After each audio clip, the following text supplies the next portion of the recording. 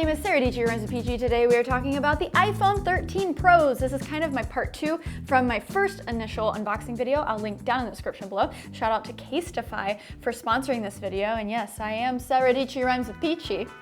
So cool, I love these cases so much. We'll get to them later, and I'm just gonna hop into all of the features and things that have stuck out to me as I have used the Pro. The Mini, I love you. But if you watch my proper Mini review, you will know that the battery is for non-power users. It is just impossible for me to get by on one charge during a day, but man, I love that phone so much, so I'll still link it in the description below, and I'm gonna respond to some of y'all's comments from that video later. Okay, let's start with 120 Hertz because initially seeing 120 Hertz on an iPhone display was kind of mind-blowing. I was like, this seems so crazy. Is it gonna hurt my eyes? This is a high refresh rate because I just so wasn't used to seeing iPhone screens with 120 Hertz, you know? When it comes to Android devices, you know, they've had 120 Hertz for a while, and just multitasking, seeing apps in a high refresh rate, all of that seems so normal because we're kind of used to it, right? But I will say, already a week in on the Pro, and it's become like normal. Having the Mini next to me right now without the high refresh rate screen, of course you're like, oh man, it looks like things are kind of lagging. But I assure you, if I went back to the Mini, I'd get used to it in a very short amount of time. So I think this is welcomed. It's about time in iPhone land. Everything does seem snappier, which I love. But I've never been the type of person that is like, oh, we have no 120 Hertz. This is why iPhones are terrible. I'm just like, yeah, nice to have.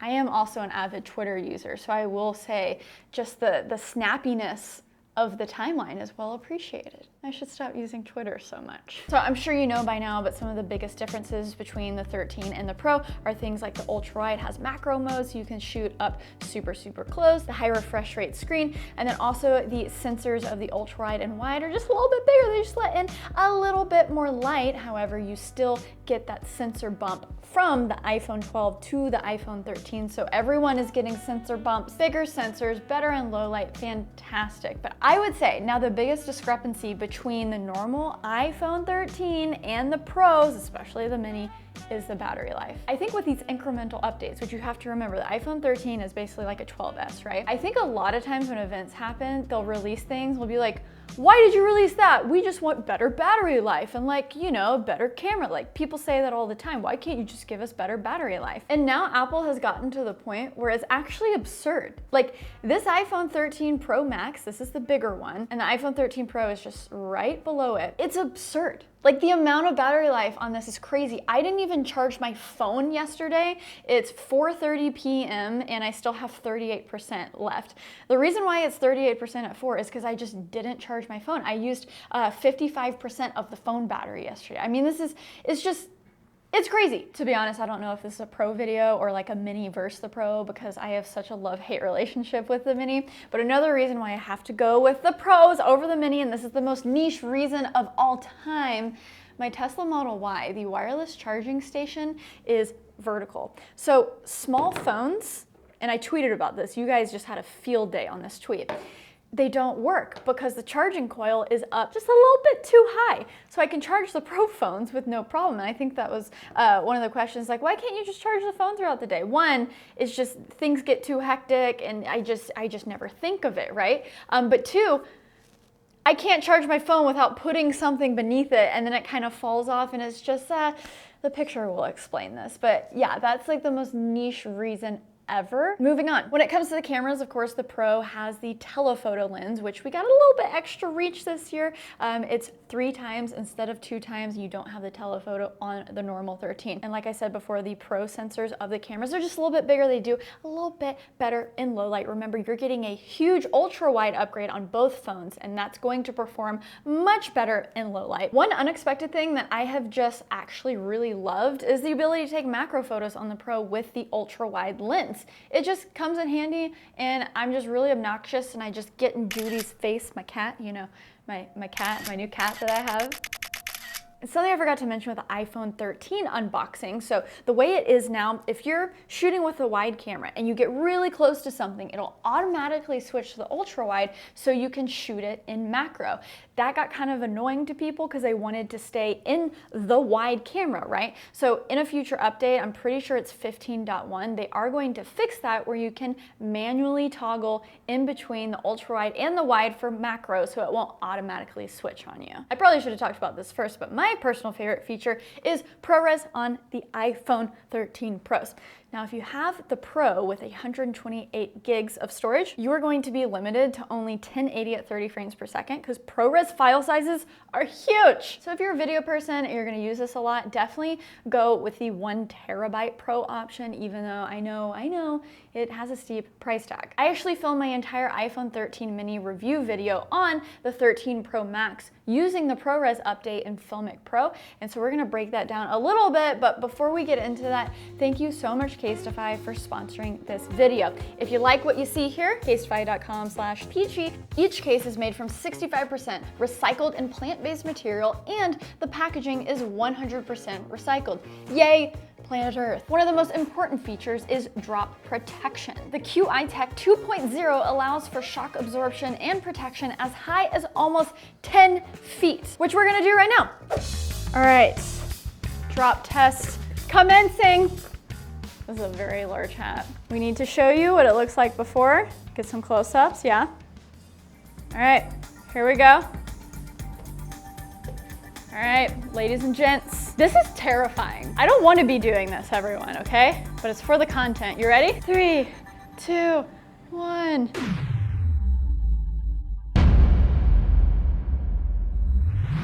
Ah! Oof. Oof. Whoa. That like absorbed the shot. Oh wait, I'm just discovering that this like reacts to light in a cool way. It's like all rainbowy. Oh. Oh yeah.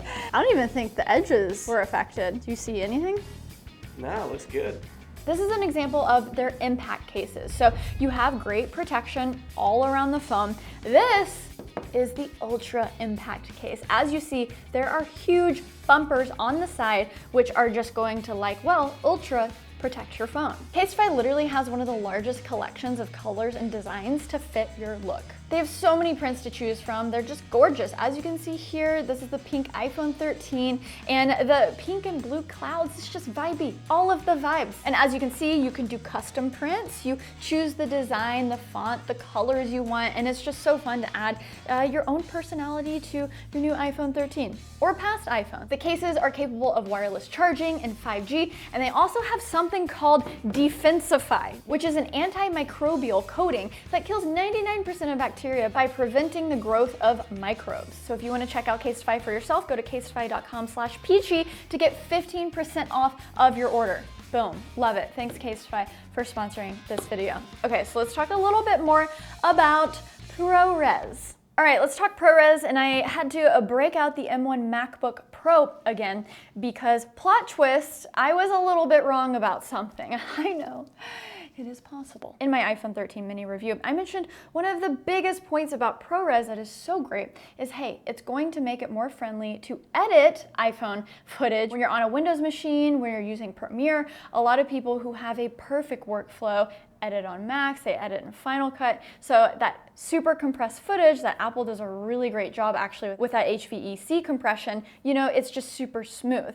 And so in the process of actually editing that mini video, which was all ProRes, of course the file sizes were huge. That's a part of the ProRes game. You're getting a lot of information. The footage looks great. It's nice and sharp. It's capturing a lot of dynamic range, and it's super easy to edit because it's not super compressed. And that's why the file sizes are so huge. And I'll just give you some examples because I have the project right here, because this is the plot twist. I had to edit the video on my M1 MacBook. A few reminders with ProRes, this is again a iPhone Pro unique feature. At the moment, you can only film it within the Filmic Pro app. And then we're expecting native support for ProRes in the Apple camera coming with this 15.1 release, which should be in a couple weeks. So 4K ProRes, 24 frames per second, a 4-minute and 45-second video is 16.5 gigs, and 12 minutes of 4K ProRes recording was 43 gigs. So As you can imagine, when you're trying to transfer over the footage from your iPhone, the only port you have obviously is a lightning port. No USB-C on the iPhones, and we're probably never going to get them. When it came to transferring this footage and the large file sizes over a extremely outdated port, this lightning port, super slow, wow, it was a pain in the booty. So I had to break out the M1 MacBook because it wasn't working on my Windows computers, and I basically had to start kind of just like 3 clips at a time because I tried to transfer all of them over at the same time from image capture, and I just got a ton of errors. So it was a lot of just like kind of watching it for a couple hours, seeing if it's working, seeing if the progress bar is moving, and I did it overnight and came in the morning to a few errors. So I started now having to transfer the videos one by one. They were really tripping up on those 40 gig files, the 20 gig files. So pain in the butt process to just get the footage on your computer. So this is where I was kind of wrong, kind of. ProRes footage is insanely easy to edit once you get it into Resolve or Premiere or Final Cut. It was just breezing through the footage. I didn't have any issues when I actually got into Resolve when it came to editing, but it's just that process of loading it on your computer. So you literally might have to have like a Mac to just transfer the footage from the lightning cable to the computer. And then if you're editing on a Windows device, you know, you can just transfer it via a hard drive, but then that kind of defeats the purpose. Do a lot of people with Windows machines also have Macs? Probably not. So ProRes right now, you know, it looks fantastic. It is so easy to edit once you get it into the editor, but it's just, you're gonna have to deal with some things. Okay, everyone, this video is kind of over. You can smash that like and subscribe button if you want, but I just wanted to go through a few comments from my iPhone mini review and respond to them because they were spicy. All right, so on the mini video, we had so much love for Judy. Can we just round of applause for Judy, Mr. Judy the cat? Love him. Thank you for making me feel good for adopting an adult cat. That's the only reason why I did it, for social capital points on Twitter. Okay, there were so many comments about this. Tim. Why don't you switch from 5G auto to only LTE? Listen, Linda. Listen, Linda. If I have a 5G phone, I'm paying for a phone that has 5G. If I'm paying extra for 5G on my phone plan, yes, that is a thing in the States. I know a lot of people just find that absurd. Guess what? I want to use 5G. Yeah, I'm on Wi-Fi for over half of the day. So my battery life on the Mini was mostly Wi-Fi, but probably like 2 hours of using 5G. And guess what? I'm getting crazy lightning speeds and I enjoy that. So I want to keep that. And so that's why I'm going to be using an iPhone 13 Pro instead of the Mini. It's just pros and cons. Like a lot of the comments said, and like I said in my Mini video, it's not for these super power users, and that's okay. That's why there's so many iPhones to choose from. You know what's funny about being a tech YouTuber as well? There's a wide range of people. There's like full-on influencers, there's full-on respectful journalists who never have opinions about things, they just present facts. I would say I'm definitely in the middle. No, I'm more, I think, on just like the whatever you call like creators sharing my process. And every day I'm working towards more of a proper tech YouTuber. But the video where I was like, oh my gosh, Android.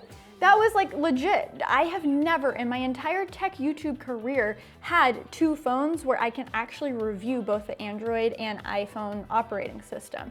My personal journey with Windows and Mac computer operating systems has been, I was Mac until 2016, and then I was forced to Windows computers because of what the MacBook Pro was in 2016 with the butterfly keyboard. It was not good, right? So I've been using primarily Windows computers for the past 5 to 6 years, which is crazy, but because I have experience with Mac OS, I'm able to look at both partially and provide insights to you. That's great. But that entire time, I've been purely iPhone, and when I review Android devices, I just cared about the camera systems because usually they're a few steps ahead, and I love that as a photo video creator.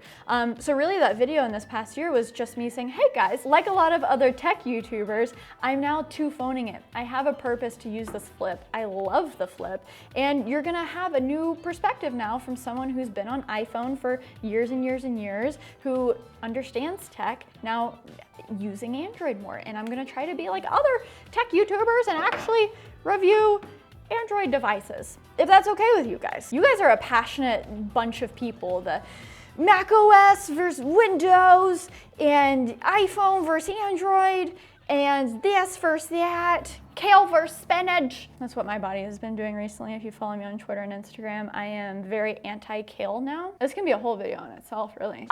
You filming on the iPhone explains why the video looks so wonky. I thought it looked pretty good. You have the occasional focus hunting and the exposure wasn't perfect, but I thought it looked pretty dang good. It may be good, but it's still far from production level good.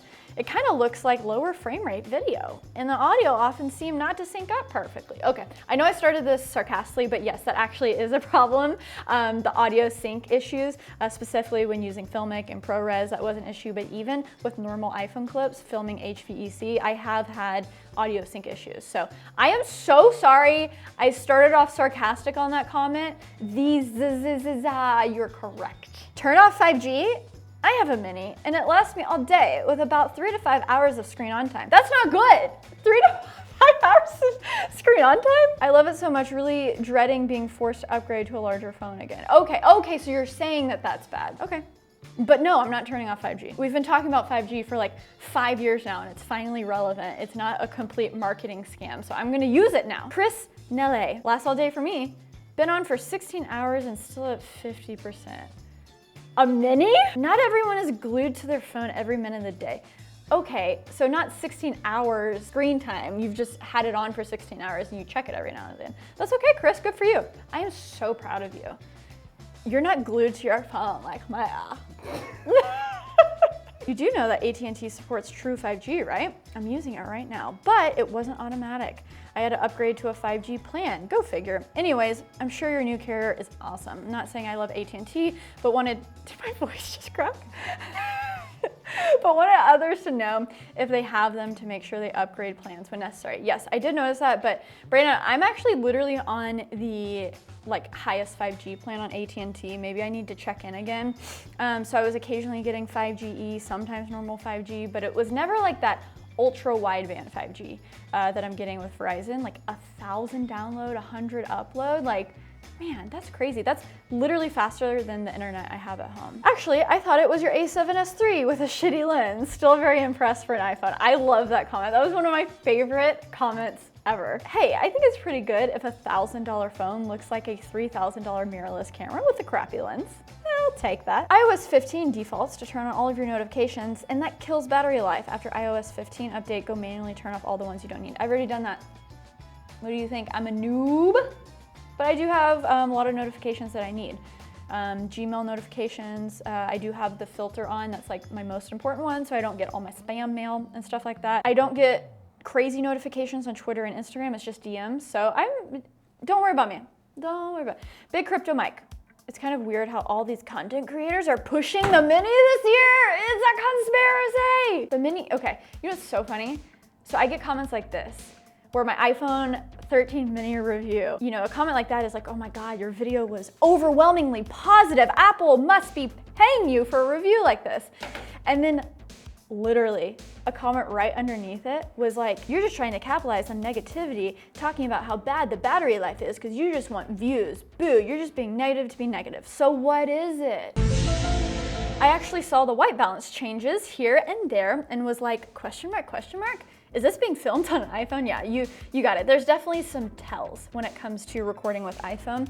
And a big one that I don't think we've experienced at all is kind of those light flares. You'll get little orbs, specifically when you're filming at night and pointing it at lights, but sometimes you get it during the day. That's also a surefire way to tell you're filming with an iPhone. Marty, does your cat have an Insta account yet? If not, what are you waiting for? Marty, I am going to extort the cute cat for cat content for my own social. So follow me on Instagram and check out those IG stories at Sara Dietschy. Judy is usually a female name. I just love that we're talking about my cat again. Is there a backstory on this name? Just curious. Actually, yes, there is a backstory. I fell in love with this cat when I went to go get cat food with my mom at PetSmart, and the Humane Society has a little kitty pop-up, and poor little Judy, his eyes was just staring at me and I was like, take me away. I just fell in love instantly. So I looked at his tag and it said Judy, right? Except it didn't. So when we went to actually adopt him, apparently I misread the writing. It was like someone's handwriting and his name was actually July. But I was like, July? That is the dumbest name for a cat. Judy just stuck. I'm like, that cat is named Judy. So it still has the same sound to it. So I feel like it's not too cruel to rename a cat 9 years into their life. But you know, we call Judy Judy, we call Judy Mr. Judy, we call Judy Kit Kat, Kitty Cat, Cat, Cat, Cat. Okay, last comment. This has been fun. William, you shouldn't charge your phone to 100. That's why your battery sucks. William, get out of here. Okay, of course there's like battery rules, and even with my car, you know, it's recommended to not go below 20 or above 80% for like perfect battery. But like, hello, do you really think I'm gonna set an alarm for like 4 a.m. to like unplug my phone at night when I'm charging it? Come on, William, that's not practical, come on. All right, well, thank you for joining me for what the heck was this video. We just wrapped up all things iPhone 13 Pro. You might have come for the Pro talk, but hey, we had mini talk. We had M1 talk, and right around the corner, Apple is releasing their new MacBooks with updated processors. So stick around for that. Let me know if you like this video. Hit the subscribe button down below for new videos every single week, and make sure to check out casetify.com/peachy to check out those sick cases. I don't know why I'm throwing peace signs. I'm sorry if you're from Paris. Blur that out, Kyle. That's like the middle finger, right? Anyways, okay. Stay peachy. Okay, bye.